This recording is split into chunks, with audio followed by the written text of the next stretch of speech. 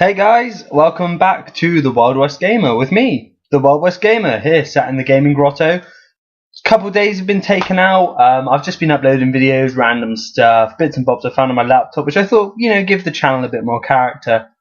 Just been busy at work, really busy, snowed under sort of stuff. I just getting up early, getting back late, just not in the mood to do any videos.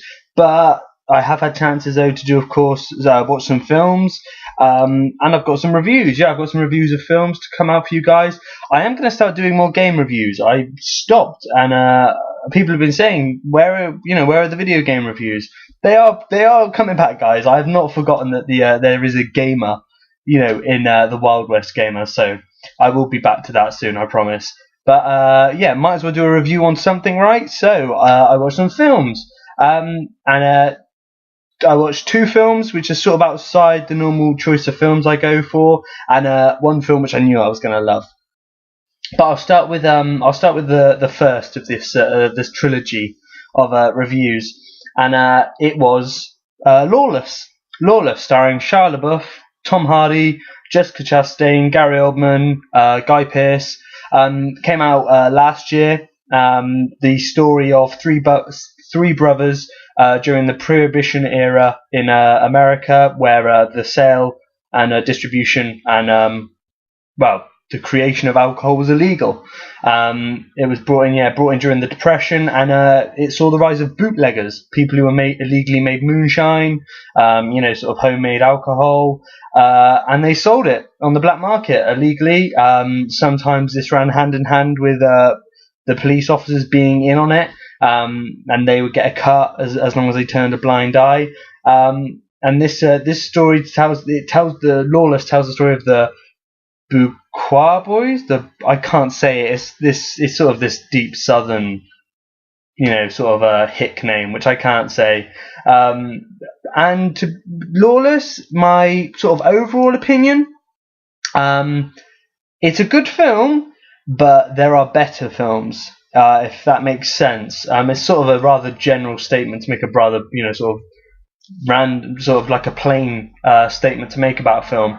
But basically, the film is trying to be, one of the great Prohibition era films, one of the great sort of gangster films, and it almost gets there. I mean, the acting is fantastic, and the whole feel of the film is certainly spot on. But there's just something about it. I just think perhaps it's a cinematic, cinematic sort of quality to it which it lacks, or perhaps music, I think that's really it. I think it's the music and the cinematography. It really fails.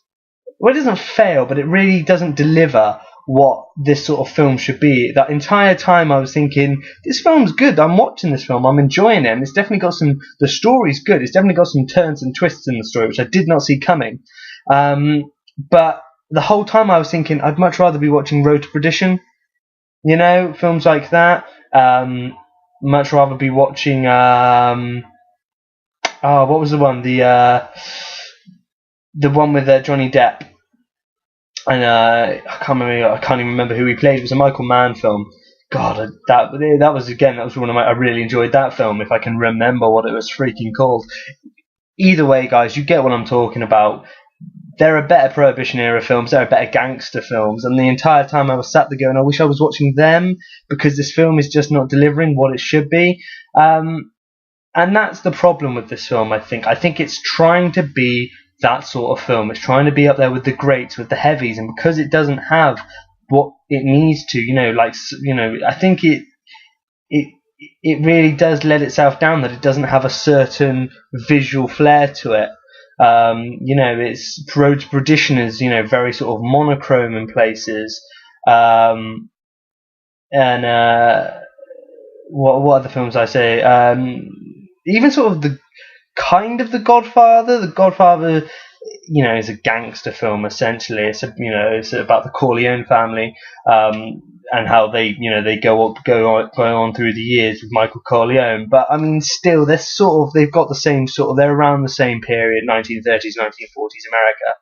It certainly doesn't have the sort of the visual style or the feel, the atmosphere to it that The Godfather does. And I think that's the problem. I wish it did. I really wish it did. And I think the South of America certainly offers plenty of opportunity for it. But the entire time I was watching a film where I just felt that, this could be just any other film. This could be any other film. It's acted incredibly well, and there are some. Tom Hardy's amazing in it, and Shia LaBeouf is kind of likable in it. I'm not a big fan of Shia LaBeouf, but he's quite likable in it. Likewise, Guy Pearce is just deliciously cruel in this film. He is just a complete sadistic asshole. Likewise, Gary Oldman, who is completely wasted. He's not nearly used in this film. Not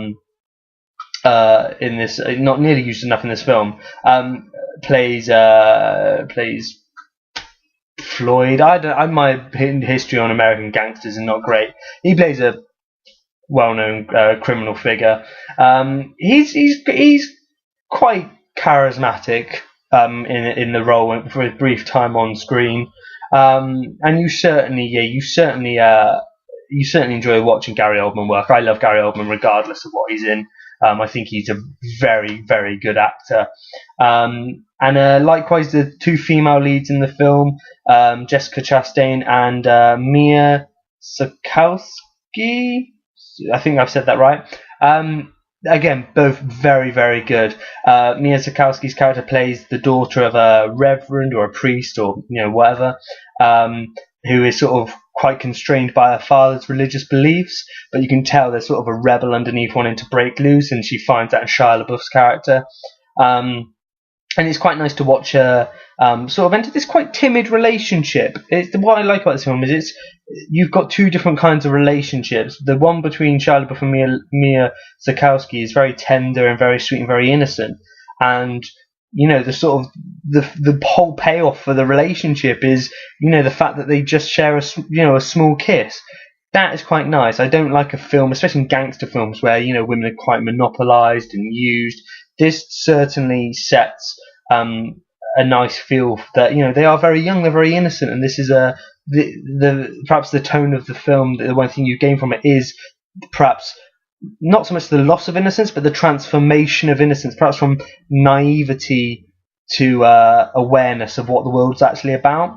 Whereas with Jessica Chastain's character, she's I think she used to be a burlesque dancer or a stripper or something in Chicago. She and Tom Hardy likewise is the leader, but he's the middle brother, but he's sort of the leader. He's quite a clever man. He's very clever actually. He's very intelligent. He's not suave or sophisticated, but he's certainly he's very charismatic. He doesn't say much, but he sort of has this sort of, he just sort of sits and goes like that, not like that, but he this sort of southern drawl. And when he's doing that, he's either eyeing someone up, he's suspicious, he's unsure what to say, he's nervous, he's awkward. He's a very, very very cool character, but again incredibly brutal. And there are certain scenes in this where I was quite shocked by the level of brutality that he displays, and then retains this quite normal figure afterwards.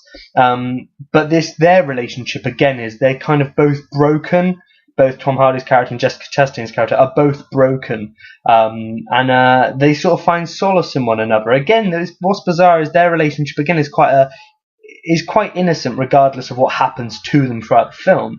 But their relationship immediately becomes sexual, very, very immediately. They still love each other, but they give themselves entirely to one another. So when anything bad happens to the other one will go to the full, most extreme way, methods they can to get retribution for their partner, which is again because it shows the contrast in the brothers' attitudes. And yeah, I mean, apart from that, Lawless, like I say, is just a good film. There are moments that make you laugh. There are moments that make you, shock you. There are moments that, genuinely make you root for the characters. And the ending again, the climax of the film, is very good. It's not like a Hollywood showdown, but there's a nice gunfight at the end, and it's very good. It's very enjoyable. Sort of payback is given. Scores are settled. Things happen you didn't expect to happen. Just little things like that. The plot is nice. It gives you ups, it gives you downs, it gives you twists, it gives you turns. You are always wanting to know how it's going to end. And there are points where you think the story is stopped for certain characters, but it continues. And I don't want to spoil it because there are some very good twists and turns in this film. And also at the same time, it taught me some stuff about Prohibition era America. And it certainly set this thought in my mind that both sides in this are just as bad as one another. The police are both corrupt, and the bootleggers are kind of just as corrupt. And there's a hierarchy in each. What's nice is it's a sort of quite a symmetrical sort of hierarchy to both the bootleggers and the police. There are sort of the low level, sort of workers on either side. The police, just the average, deputies, and the bootleggers. And then as you go up, you start getting the crime lords and and the hit guys and stuff like that. And sort of culminating at the top with Guy Pearce's character, who's this guy brought in to deal with the bootleggers in quite an extreme fashion. And then there's Gary Oldman's character, who is of course the lead gangster in the area, who runs all of the racket basically.